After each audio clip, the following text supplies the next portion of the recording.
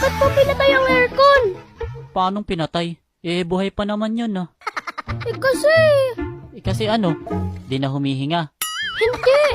Kasi wala na yung lamig. Ah, baka yung lamig ang namatay. Kuya naman eh. Seryoso kaya akong tao. Ano? Tao? Oo. Tao. Oo nga. Naku Riz, pinagtitripan ka na lang ni kuya. Kaya nga. Kunwari ka lang kuya eh. Pero naiintindihan niya naman talaga ang ibig sabihin ni Riz.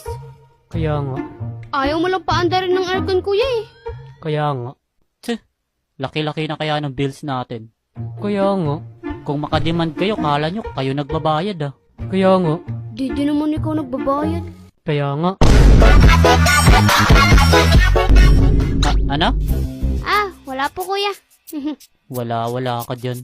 Kaya nga. Isa pa, Jose. Dagdagan ko yung palad sa mukha mo. Ay!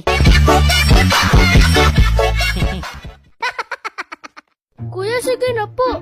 Paandarin na po natin, please. Opo, kuya, please. Napapawisin na po itlog ni Riz niyan, kuya. Kawawa naman.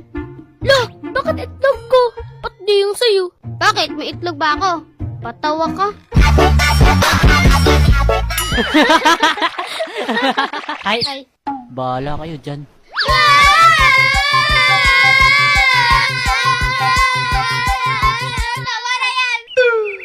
Kuya, ice cream na lang po. Opo, kuya, kahit yun na lang po. Please! Sige na po, kuya. Opo. Ah, bawal. May mga ubo kayo. Ah, hindi!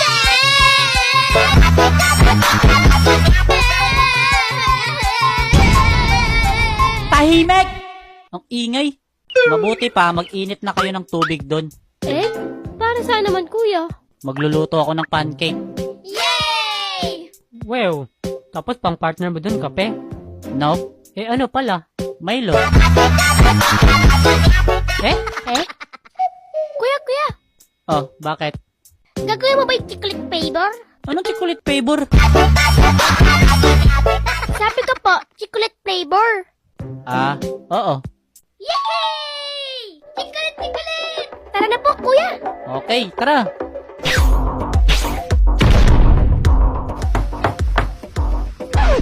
Oh. Sino yun? Ewan, baka si mama lang. Umuwi na. Si mama kakatok ng pinto? Eh, sino pala yung kuya? Tignan mo nga muna dun. Babuksan ko po yung pinto? Ay hindi res, pagsarhan mo. Malamang bubuksan mo, di ba? Paano po pag terminal yun?